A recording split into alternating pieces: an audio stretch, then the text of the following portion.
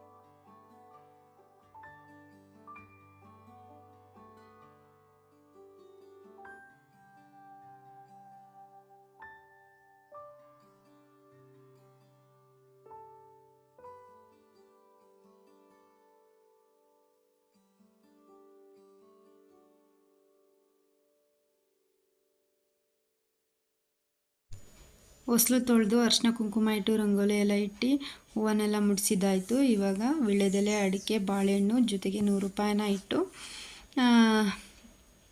ಆ ರಸಾಯನನೂ ಸಹ ನೈವೇದ್ಯಕ್ಕೆ ಇಡ್ತಾ ಇದ್ದೀನಿ. ಜೊತೆಗೆ ತೆಂಗಿನಕಾಯಿ ಎಲ್ಲ ಇಟ್ಟು ಪೂಜೆನ ಮಾಡಬೇಕು. ಏನಾದರೂ ಸರಿ, ಸ್ವೀಟ್ಸ್ ಆದರೂ ಸರಿ, ನಮ್ಮ ಮನೇಲಿ ಏನಿರುತ್ತೆ ಅದನ್ನು ನೈವೇದ್ಯಕ್ಕೆ ಇಟ್ಟು ಪೂಜೆನ ಮಾಡಬೇಕು. ಇವಾಗ ಪೂಜೆನ ಮಾಡ್ತಾ ಇದ್ದೀನಿ. ಪೂಜೆ ಎಲ್ಲ ಆದಮೇಲೆ ನಾನು ಒಂದು 5 ಜನ ಮುತ್ತೈದೆಯರನ್ನ ಕರೆದುಬಿಟ್ಟು ಅರಿಶಿನ ಕುಂಕುಮನ ಕೊಟ್ಟೆ. ಯಾಕಂದರೆ ಮಗುಗೆ ಒಳ್ಳೆಯದಾಗಬೇಕಲ್ವ, ಹಾಗಾಗಿ ಹೊಸ್ಲನ್ನ ದಾಟಿದ ಮೇಲೆ ಈ ರೀತಿ ಪೂಜೆನ ಮಾಡಿ ಒಂದು 5 ಜನಕ್ಕೆ ಮುತ್ತೈದೆಯರಿಗೆ ಅರಿಶಿನ ಕುಂಕುಮ ಕೊಡೋದ್ರಿಂದ ತುಂಬಾ ಒಳ್ಳೆಯದು ಅಂತ ಹೇಳ್ತಾರೆ. ಹಾಗಾಗಿ ನಾನು ಅದೇ ರೀತಿ ಮಾಡಿದೆ.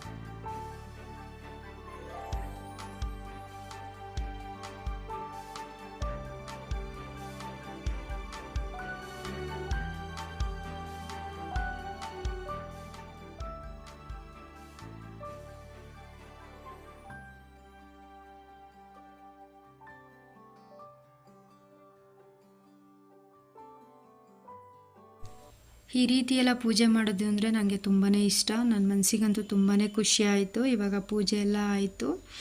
5 ಜನ ಮುತ್ತೈದೆಯರನ್ನ ಕರೆದುಬಿಟ್ಟು ಅವ್ರಿಗೆ ಅರಿಶಿನ ಕುಂಕುಮ ಕೊಟ್ಟು, ನೈವೇದ್ಯಕ್ಕೆ ರಸಾಯನ ಮಾಡಿದ್ನಲ್ಲ ಅದನ್ನು ಸಹ ಕೊಟ್ಟು ನನ್ನ ಮಗನಿಗೆ ಆಶೀರ್ವಾದನ ಮಾಡಿಸ್ದೆ. ನನ್ನ ಮಗನೂ ಸಹ ಚೆನ್ನಾಗಿ ಹೊಸ್ಲನ್ನ ದಾಟ್ದ, ಹಾಗೆ ಪೂಜೆನೂ ಸಹ ಚೆನ್ನಾಗಿ ಆಯಿತು. ನನಗಂತೂ ತುಂಬಾ ಖುಷಿ ಆಯಿತು. ಹಾಗೆ ಈ ವಿಡಿಯೋನ ಇಲ್ಲಿಗೆ ಎಂಡ್ ಮಾಡ್ತಾ ಇದ್ದೀನಿ. ತಮ್ಮೆಲ್ರಿಗೂ ಈ ವಿಡಿಯೋ ಇಷ್ಟ ಆಗಿದ್ರೆ ಲೈಕ್ ಮಾಡಿ, ಶೇರ್ ಮಾಡಿ, ಕಮೆಂಟ್ಸ್ ಮಾಡಿ, ಸಬ್ಸ್ಕ್ರೈಬ್ ಮಾಡ್ಕೊಳ್ಳಿ. ಪಕ್ಕದಲ್ಲೇ ಬರುವಂಥ ಬೆಲ್ ಐಕಾನ ಕ್ಲಿಕ್ ಮಾಡಿ.